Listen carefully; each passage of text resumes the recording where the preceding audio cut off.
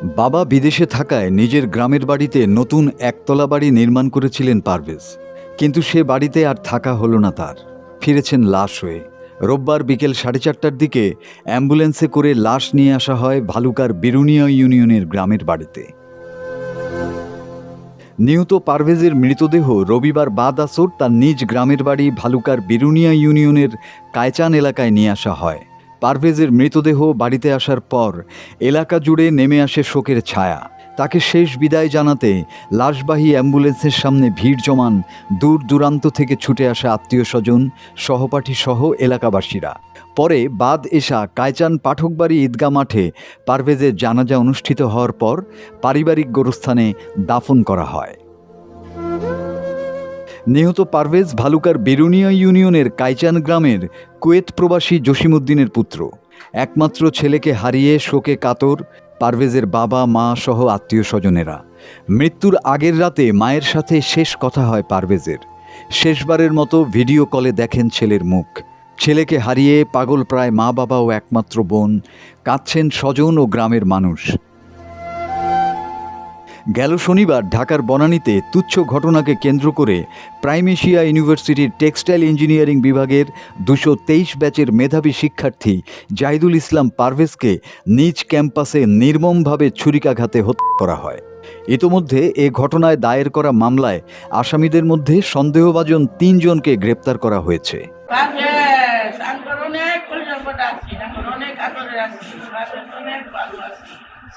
আমরা দুইটা বোঝে দুইটা ছেলে, দুইটা মেয়ে, দুইটা ছেলে, দুইটা মেয়ে, দুই বোঝে। তাদের যে এবার শেষ হয়ে যাবো, আমরা কিন্তু ভাবছি না, ভাবছি এবার দুনিয়াতে যাইবো গা। ভাবছি কি অপরাধ করছি, আমরা ভাবছি বিচার চাই। তার মা মুখতে খালি বসছে, তার বাবার মুখতে খালি বসছে, এটা সব খেলা দিব, তার বাবার খেলা বুঝাইবো। আমরা এটা বিচার চাই। আমরা রক্তের মধ্যে রক্ত যেটা গাছ পারে আল্লাহ, তোমরা বিচার করবা, তোমরা সবাই করবে। এই যে বাচ্চা দিতে কত লুকাইছে, পারভেজ তো আয়ো না,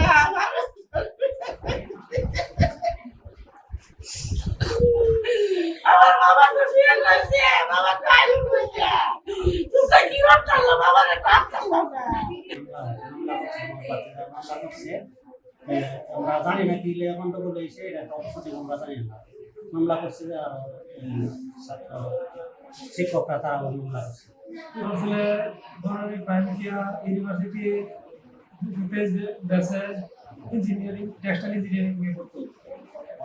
আর আমার ছেলে যারা হত্যা করছে, সিসিটিভি ক্যামেরা ভিডিওগুলি শনাক্ত হয়েছে, এখন পর্যন্ত তারা কেন গ্রেপ্তার হলো না। এটা আমি দ্রুত দাবি জানাচ্ছি, অতি দ্রুত গ্রেপ্তার করে তাদেরকে জনসম্মুখে তাদেরকে ফাঁসি দাবি জানাচ্ছি। আমি দ্রুত দাবি জানাচ্ছি। আমার ছেলের আমার ছেলের জোর দাবি জানাচ্ছি, যারা অন্যায়ের সাথে জড়িত তাদেরকে জনসম্মুখে মাসিক মঞ্চ তৈরি করে তাদেরকে মানুষে দেখুক কারো বাবা মার সন্তান বুক থেকে গায়ে নিলে কতটুকু কষ্ট বাবা মার মুখে থাকে, সেই কষ্ট তার বাবা মার হাত যন্ত্রণা ভোগ করুক। আমি এই দাবি জানাই, আমি আর কিছু করতে পারবো না। আমরা এখানে ঢাকা থেকে আসছি, প্রাইম এশিয়া ইউনিভার্সিটির সাধারণ শিক্ষার্থী। আমরা প্রায় 20-30 জন আসছি ওর ফ্যামিলির সাথে দেখা করার জন্য এবং ওর জানাজায় যুক্ত হওয়ার জন্য। তো গতকালকে পারভেজের সাথে যেটা হয়েছে আসলে খুবই খারাপ একটা বিষয় হয়েছে। এটাতে আমরা সবাই শোকাহত। আর ওর যে হত্যাকাণ্ডে জড়িত যারা আছে তাদেরকে ধরার জন্য এবং তাদের সুষ্ঠু বিচারের জন্য আমরা অলরেডি গতকালকে রাত্র থেকে শুরু করে এখন পর্যন্ত আমাদের কর্মসূচি চলমান। প্রাইম এশিয়া বিশ্ববিদ্যালয় বলেন, বনানী এলাকায় জুন বলেন, বা সারা বাংলাদেশে আপনারা জানেন যে ওর বিষয় নিয়ে ইস্যু নিয়ে এখন কথা চলছে। আর প্রাইম এশিয়া যেটা আছে, প্রাইম এশিয়ার সাধারণ শিক্ষার্থীরা এখনো বর্তমানে বনানীতে ওনারা কর্মসূচিতে আছেন। মেবি মশাল মিছিল একটা কর্মসূচি এখন চলবে। আর দুপুরে কর্মসূচি হচ্ছে, ওনার বিক্ষোভ মিছিল হয়েছে একটা, বনানী থানায় গিয়েছিল। বনানী থানায় অফিসার ইনচার্জের কথা বলা হয়েছে। উনি আমাদের আশ্বাস দিয়েছেন আজকে রাত্রের মধ্যে আসামিদেরকে ধরা, মানে 1-2 জনকে অন্তত ধরবেন। হ্যাঁ, আমাদের যে ক্যাম্পাস এরিয়াতে অনেকগুলো সিসিটিভি ফুটেজ পাওয়া গেছে। সিসিটিভি ফুটেজে আসামিদের ফুল চেহারা এবং বিবৃতি সব পাওয়া গেছে। তো তো আশা করি তদন্ত অফিসার এগুলো তদন্ত করে তাদেরকে শনাক্ত করতে পারছেন, এমনকি আমরা শনাক্ত করে ওনাদেরকে দিয়েছি জিনিসটা। আসলে ঘটনা ওইরকম কিছু না, ঘটনা একটা তুচ্ছ বিষয়। বন্ধু বান্ধবের মধ্যে তর্ক বিতর্ক যেটা হয়, ভাই ব্রাদারের মধ্যে তর্ক বিতর্ক থেকে শুরু হয়ে এটা বহিরাগতদের মানে আক্রমণে এই হত্যাকাণ্ড হয় আর কি। উস্কানি যেহেতু আমাদের ইউনিভার্সিটির আমাদের শিক্ষার্থী, আর আক্রমণটা হয় বহিরাগতদের দ্বারা। এটা আমরা সুষ্ঠু বিচার চাই। আজকে আমার ভাই, আমার বন্ধু ওইখানে হত্যা হয়েছে, আগামীকাল আমিও হইতে পারি, আবার আরেক সহপাঠী হইতে পারে। অবশ্যই এটা মানে কঠিন দৃষ্টান্তমূলক বিচার চাই আমরা।